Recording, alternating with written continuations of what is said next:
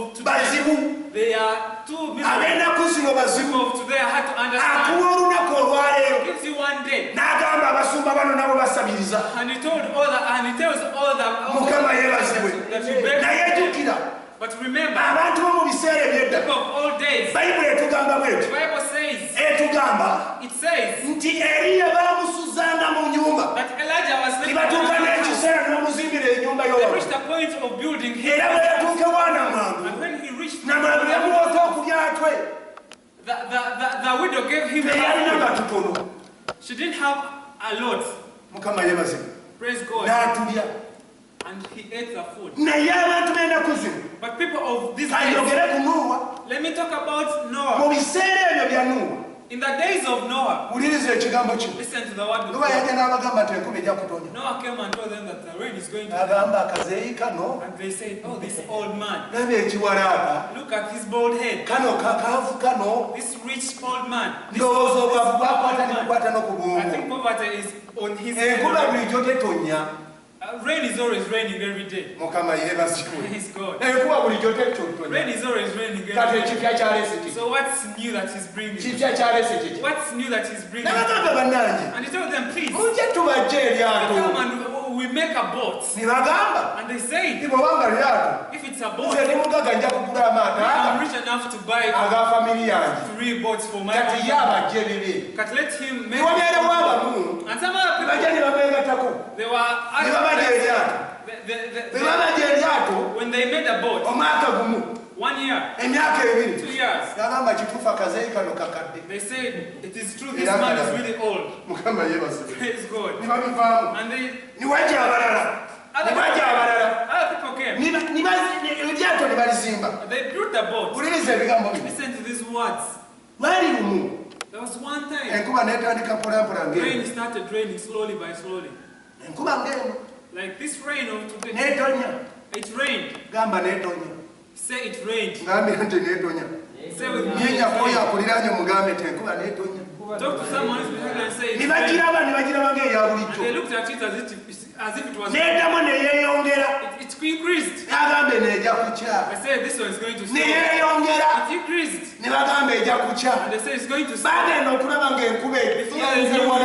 Rain was a lot. Let me tell you this. And I'm still on this word.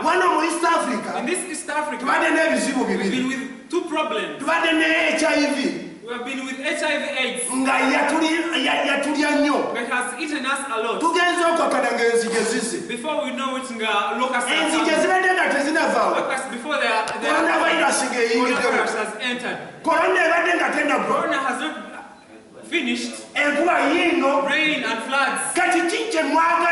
What exactly do you want? The other thing you want to let you know. I want you to know. But I'm not ready. There are signs that are showing that there are signs that are showing I'm seeing the mercy of God. Christians and you are not Christians. It's time to repent. Christ is coming to take the chance.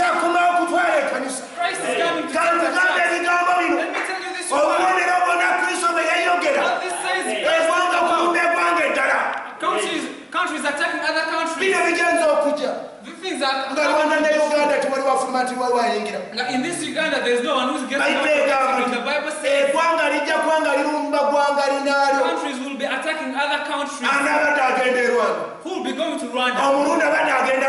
A person from Burundi will be going to Rwanda. Before that, coronavirus has come in. So you know which flag. Other things are coming if you don't. I don't want your money. Because Christ has given me life now. I'm telling you the whole world. You need to come down in the name of Jesus Christ. I tell them that if you're coming to take your chance, take with me also. Or you tell God that reduce on the punishment. These things happened in I think you know that happened also. If you're there, I also know. If you know the history. In that time of Musa, when Israelites were there, arrested there. It is possible there are things that were arrested. The Bible, the word the world has took the ministers of God and have come to tell you that time Israel is